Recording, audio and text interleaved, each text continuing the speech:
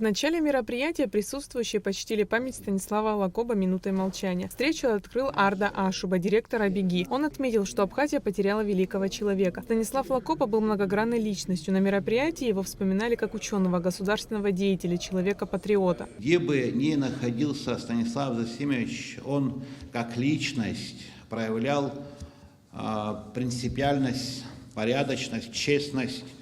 Его масштабы государственного мышления и как наставник, и как автор учебника «История Абхазии» у него всегда была своя точка зрения. И сегодня, конечно, не только Абхазский институт, все абхазские ученые, да, вот и за пределами, видя фотографию, слыша, что сегодня с нами нет Станислава Зосимовича, с болью принимают, и не утихает боль.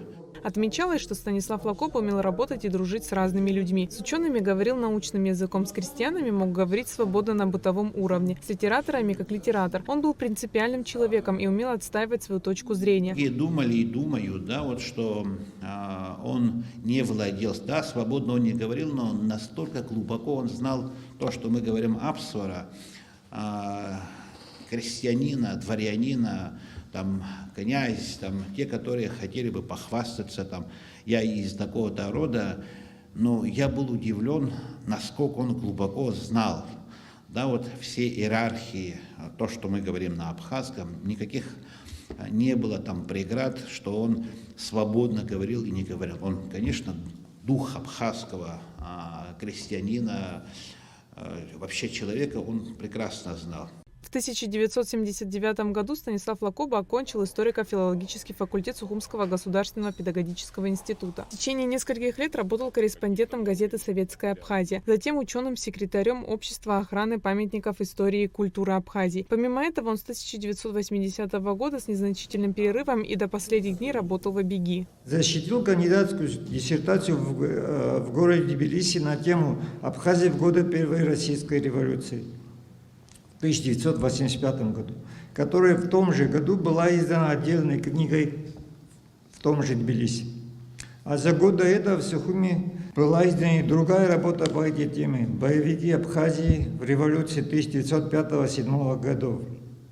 Кроме того, истории Первой русской революции в Абхазии посвящен целый ряд работ ученого. Наверное, главной его исследовательской работой в это время можно назвать «Очерки политической истории Абхазии», которая была издана в Сухуми в 1990 году. В 1992 году за нее Лакоба был удостоен государственной премии имени Дмитрия Гуля. Станислав Лакоба был и будет всегда, так как он был глыбой в разных ипостасиях, отмечали участники встречи. Он был редактором и соавтором учебных пособий и учебников по истории Абхазии. Станислав Лакоба фактически автор современной официальной концепции истории Абхазии XIX и XX веков. Он также был одним из основателей и председателем Абхазского исторического общества. Станислав Лакоба приходит, думается, к справедливому выводу о том, кстати, об этом надо задуматься, цитата: «Каждый народ, как две капли воды, похож на свою страну, землю, на ее ландшафт». В завершении этой части сообщения позволю себе высказать следующее небольшое ее резюме. Публицистика Станислава Зосимовича Лакоба лаконична, информативна, аналитична и научна. Поэтому публицистика Лакоба не умаляет его научных достижений и заслуг, а напротив, его наука и публицистика гармонично дополняют друг друга. Станислав Лакоба – исследователь, поэт и политический деятель. Его деятельность в сфере археологии берет свое начало со школьных времен. Именно тогда он увлекся историей и археологией. На мероприятии отмечался широкий круг его научных интересов, а именно история и культура народов Кавказа, глобальная и региональная геополитика, восточная поэзия, литература. Несмотря на внешнюю строгость и невозмутимость, он был внимательным, чутким, тактичным человеком. Для выставки в Японии японцы попросили не только, ожидали не только том, не только какие-то реликвии, связанные с жизнью Толстого, из музея Толстого, но представьте себе черновые бумаги нашей работы по подготовке первого тома. Верстку с какой-то черновой правкой, еще другие листы. Я подбирала наиболее такие эффектные